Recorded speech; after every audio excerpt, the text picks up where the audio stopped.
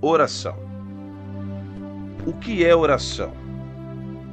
Oração, pessoal, é um ato religioso que visa ativar uma ligação, uma conversa, um período de agradecimento.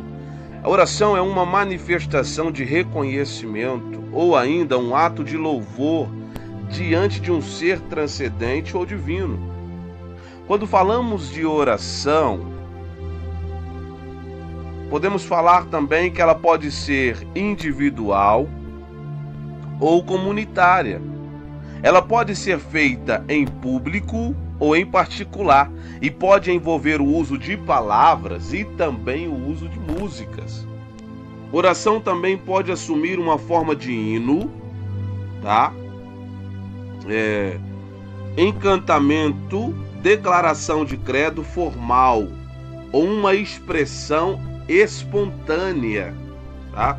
Da pessoa fazendo oração. Existem, segundo as crenças, diferentes formas de oração, como a de súplica ou de agradecimento, de adoração e ou louvor. Tá, gente? Existem essas formas de oração. Da mesma forma, consoante a crença, a oração pode ser dirigida a um Deus, tá? Como nós que somos cristãos, nós direcionamos ao eterno, criador, soberano, ao Deus da Bíblia, tá? Mas ela pode ser direcionada a qualquer outro ser, a uma imagem, tá? Uma escultura feita por mão de homem. Então, isso é oração, tá? Oração fala de relacionamento, tá? Oração fala de comunicar-se a um ser, tá? Um ser divino, transcendental, um ser que a gente não vê, tá? Então, no termo, tá? Na terminologia cristã, é isso, é direcionar a um ser divino, tá? É conversar com um ser divino, beleza? Então, isso é oração. O que orar? Tá bom, gente? Nós vamos começar lendo o Evangelho segundo escreveu João, capítulo de número 14, o versículo é de número 13, e diz assim: E tudo quanto pedirdes em meu nome, eu farei, para que o Pai seja glorificado no Filho. Tá bom? Vamos ler também 1 a João, capítulo de número 5, o versículo é de número 14, que diz assim também: E esta é a confiança que temos para com Ele, que se pedirmos alguma coisa segundo a sua vontade, Ele nos ouve, tá? Então, por que orar, gente?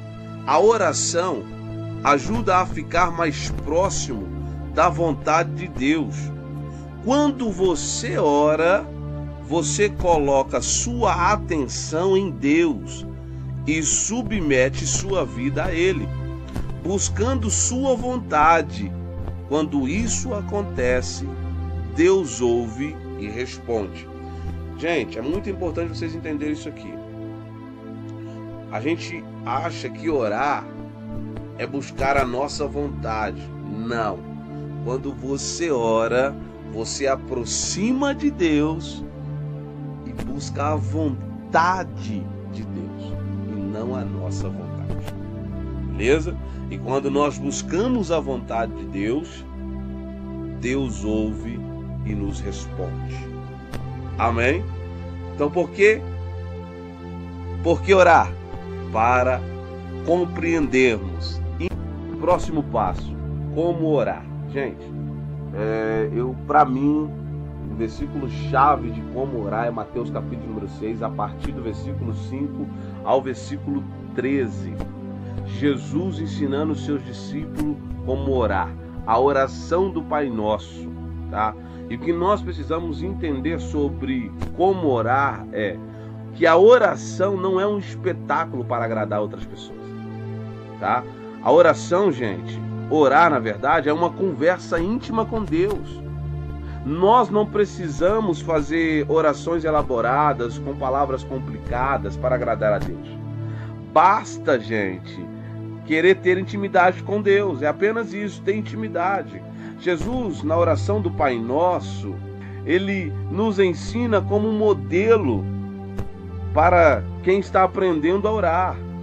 Entende? Nós precisamos repetir essa oração exatamente, mas podemos usá-la para fazer nossas próprias orações. Na oração do Pai Nosso, você aprende a pôr a vontade de Deus em primeiro lugar, a fazer pedidos, a perdoar e pedir perdão e buscar a proteção de Deus contra o mal.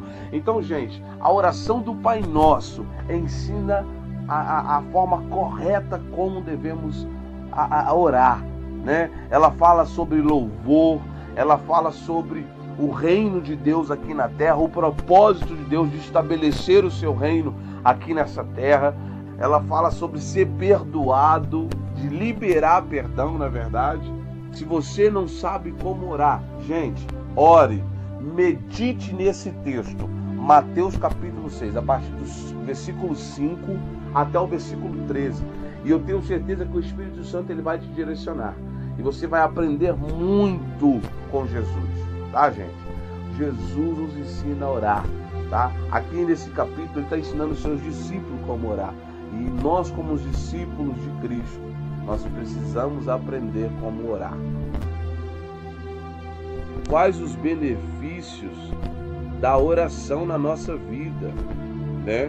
Como a oração afeta em nossas vidas, tá?